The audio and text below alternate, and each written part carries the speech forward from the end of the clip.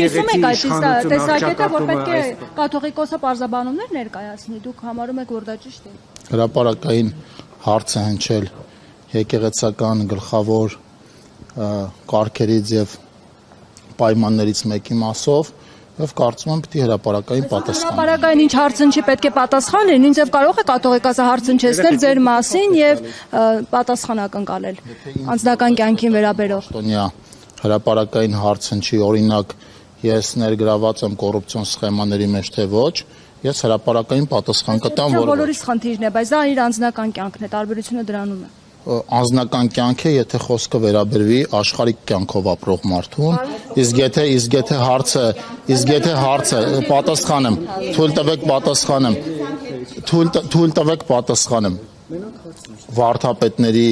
եւ եպիսկոպոսների եւ արքեպիսկոպոսների համար կուսակրոնությունը անձնական կյանք չի, դա եկեղեցու գլխավոր պայմաններից է եւ դրանով են նաեւ տարանջատվում քահանաները, օրինակ վարդապետերից, որովհետեւ պայմանն է այդպիսին եկեղեցու։ Հարցը հնչել է այդ կոնտեքստում եւ այդ կոնտեքստում, եթե ես լինեի եկեղեցու ներկայացուցիչների փոխարեն, կտայի հրապարակային պատասխան։